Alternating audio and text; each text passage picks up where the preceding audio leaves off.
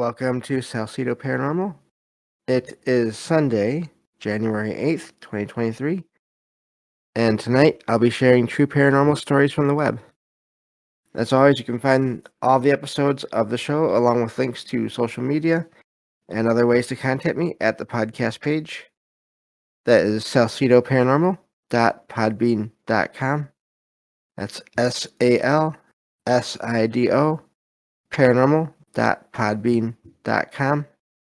Always happy to hear from you all, whether you have comments or questions or topic suggestions, or stories of paranormal experiences, whether they're your own or from others you trust.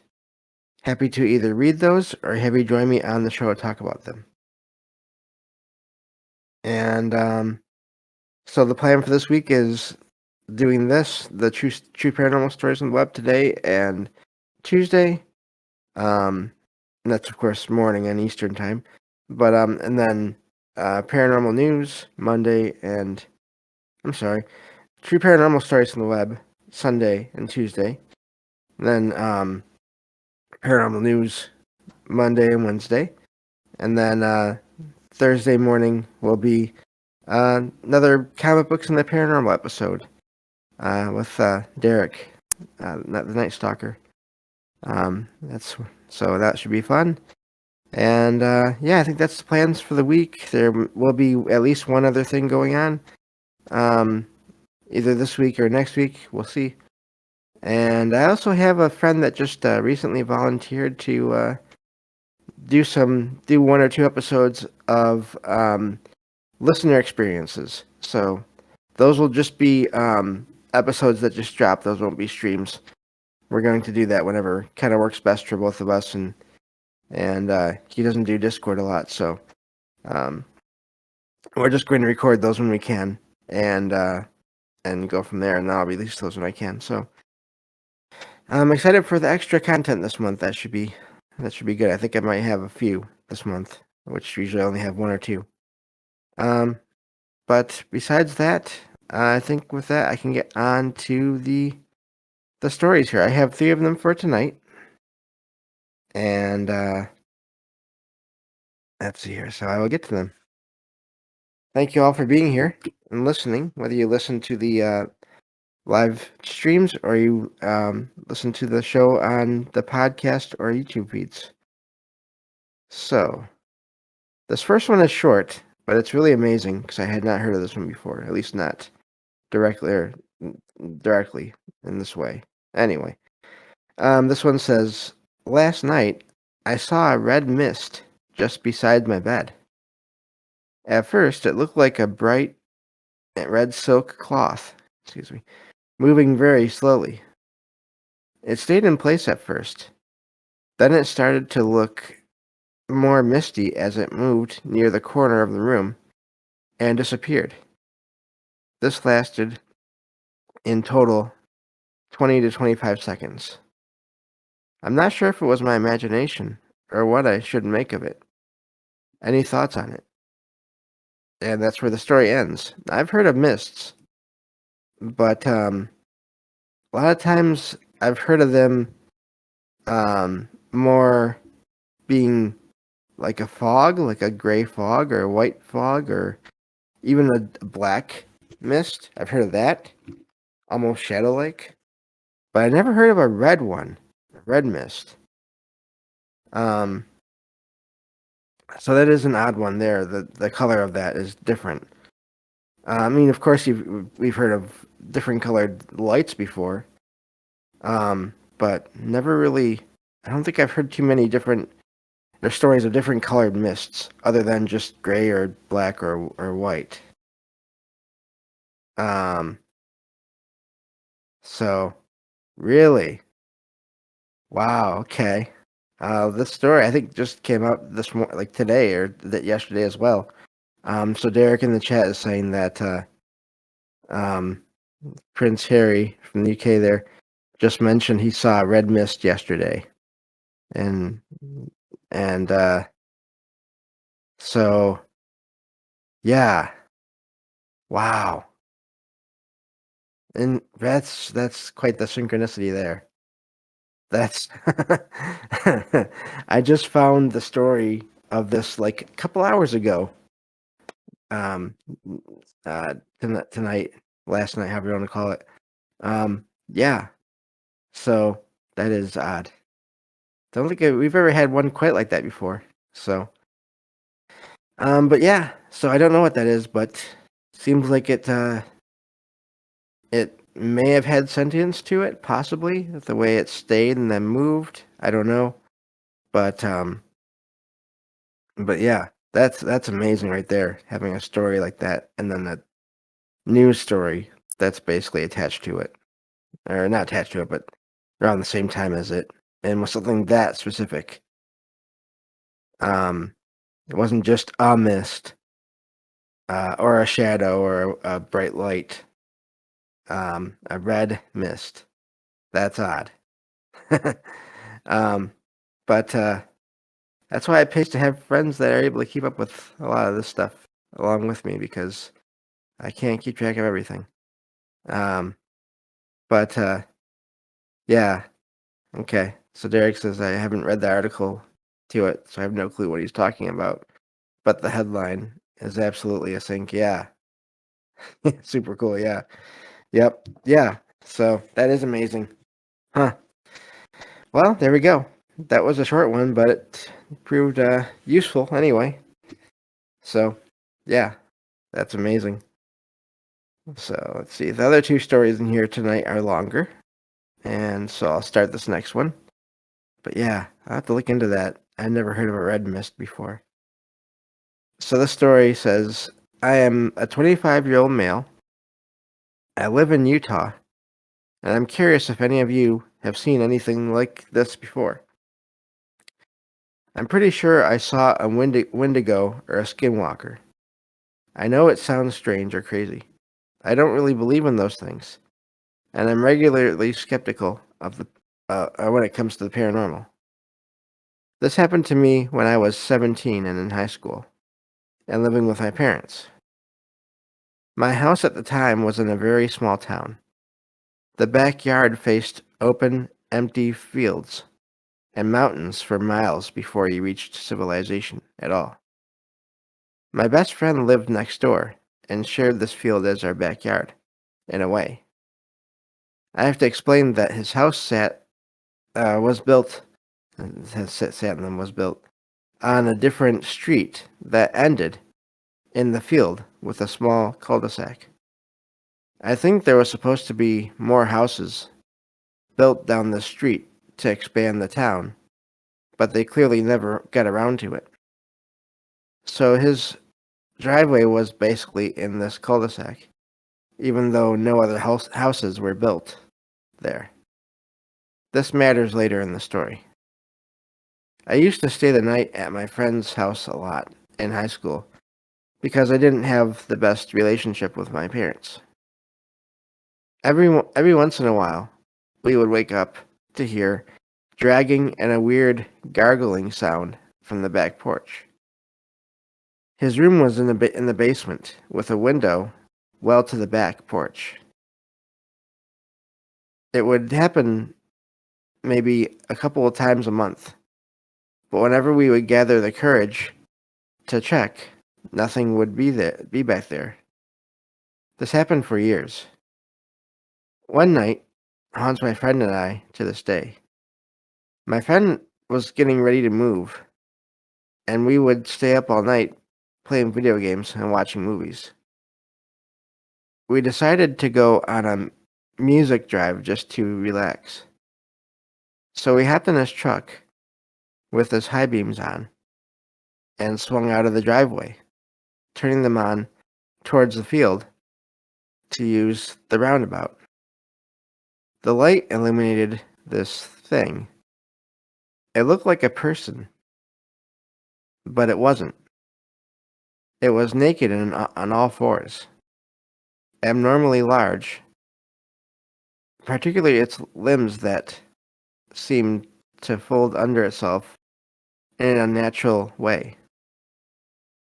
Its pale skin clung to it like it had to be stretched onto it.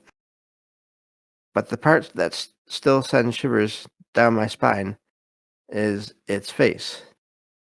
Its jaw hung open to this gaping black maw, like a snake unhinging its jaw to eat. Its black eyes glistened in the light as it looked at us.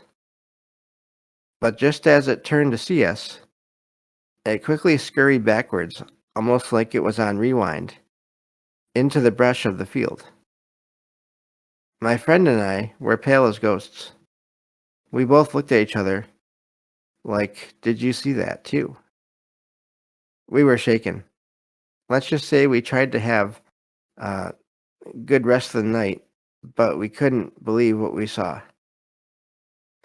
We ended up just sitting there in his basement with guns ready and waiting to hear the gargling and dragging again. But we never did. Sorry that it's not very climactic, but it's the truth. I don't live in that town anymore. There are times when I visit there, though. That empty field still feels like it's watching and waiting. Even though I can't see it, I can still feel like it's out there. And that's where that story ends. And sounds like they saw some kind of cryptid, something. Um, I don't know what for sure, but two witnesses seeing it at the same time, and then those other sounds that happened before, leading up to the experience. So, yeah, I don't know. It's really amazing though. It's in Utah. I wonder, of course, how close it was to any of the places, not just Skinwalker Ranch, but I mean, just there's just different parts of Utah that um, have sightings of all different kinds of things. Yeah, I was thinking there was something else that sounded like Derek mentions here. Sounds kind of like a rake to me, which is a type of creature. And I thought there was something that sounded like that I just couldn't remember the name of it. It has that gaping mouth too. Um, so and then Derek put a couple of images in the chat. But yeah, I don't know. It's combined with the sounds that were coming on the back porch once in a while before this happened, and then that experience itself. I just wonder uh, if that really was something that was there.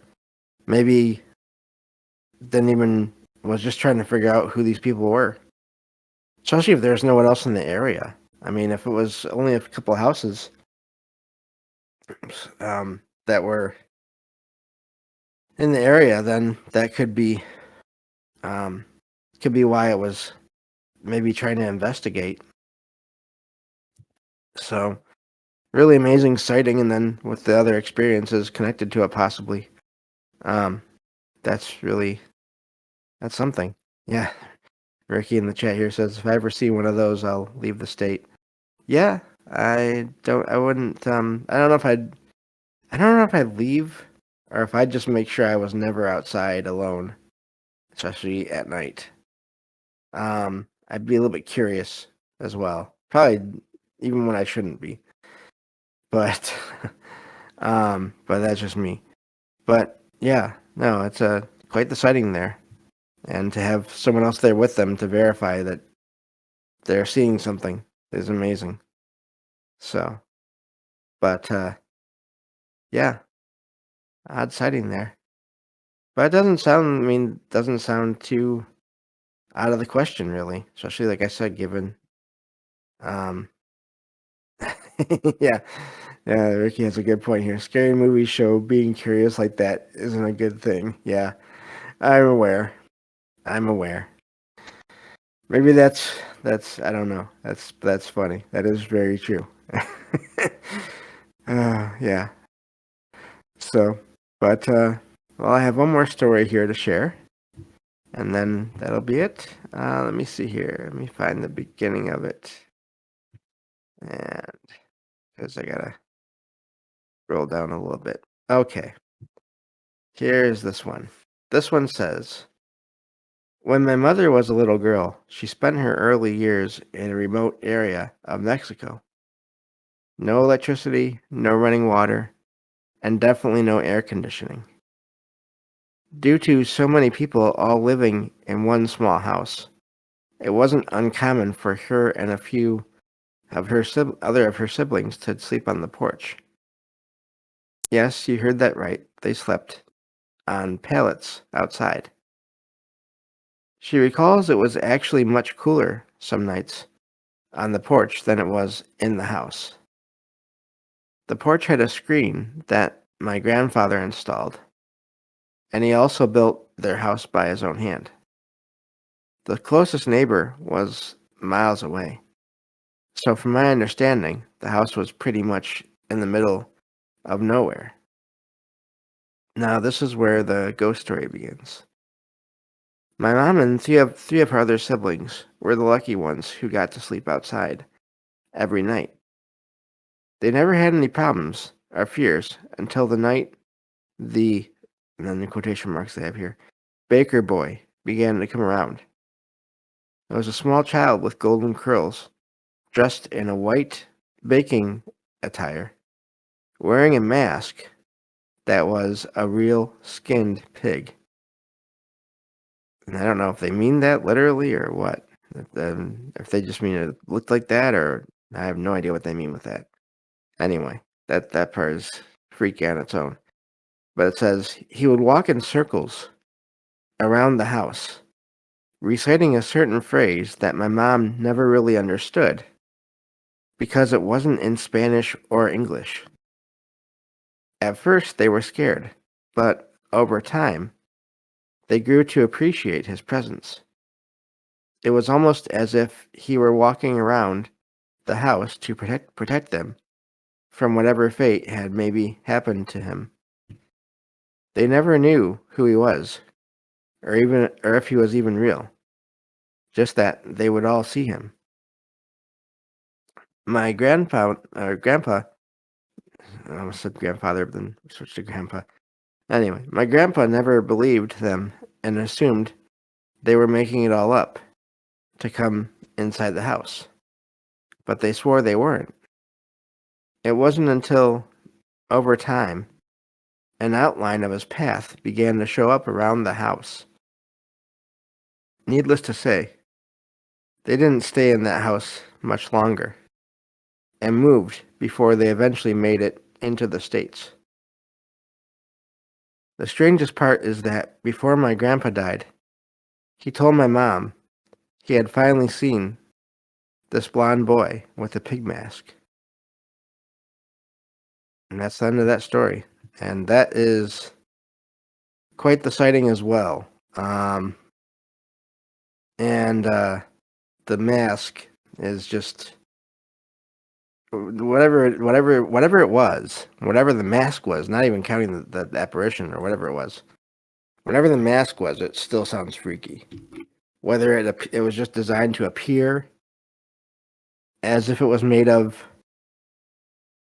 pig skin, or if it was, no matter how you look at that, that's freaky.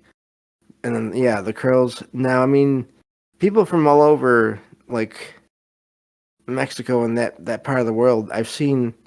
I never used to know this until I saw TV. My grandma, my grandpa, they were both from Mexico, Texas area, and so they would watch the different Spanish-speaking, like the different Mexican TV channels.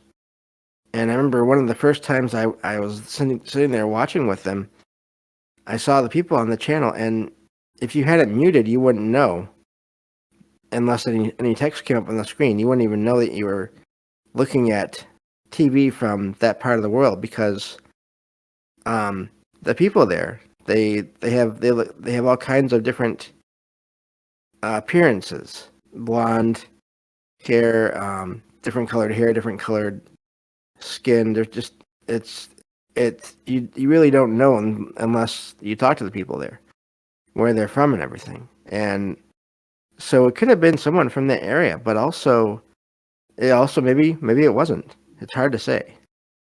But and I love the fact that they were able to see, or maybe I don't love, but I mean, I think it's amazing that there was actually a physical effect on the the land, the path. Basically, it wore a path into the ground because it walked around that house so much.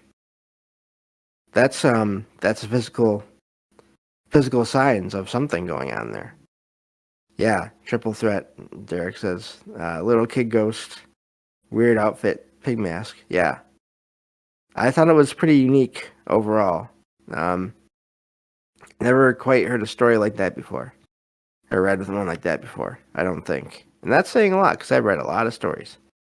Um, but yeah, just I don't know. I don't know if it was. I don't know if it was necessarily evil. I don't know if it was good. I don't really. It's hard to tell what was going on there just based on that.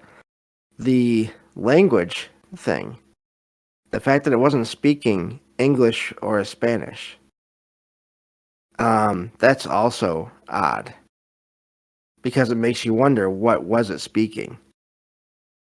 Um, because of course that would maybe help you figure out where it was from or what it was doing there, but without without being able to identify the language, you can't really go far down that road.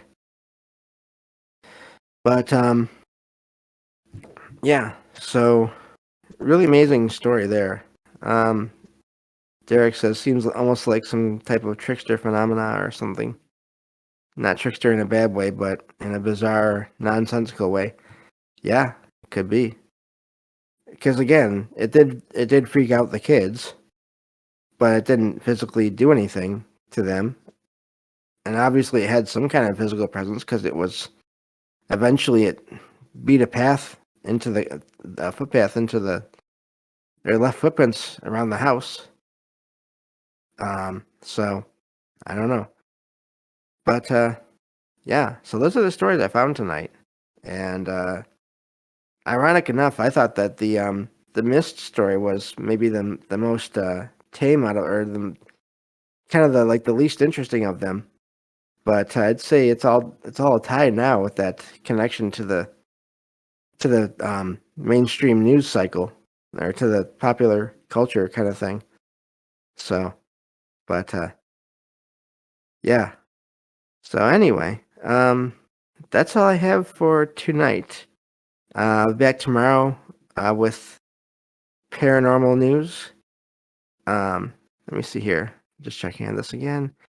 There's a ton of sites reporting it too. Definitely a sync. Yeah, wow. Regarding that, the red mist thing and yeah. So that's amazing. But anyway, yeah, I'll be back tomorrow night or tomorrow with paranormal news. On the next episode of Salcedo Paranormal. If I can say my own name, that'd be good. Take care, everyone. Talk to you then.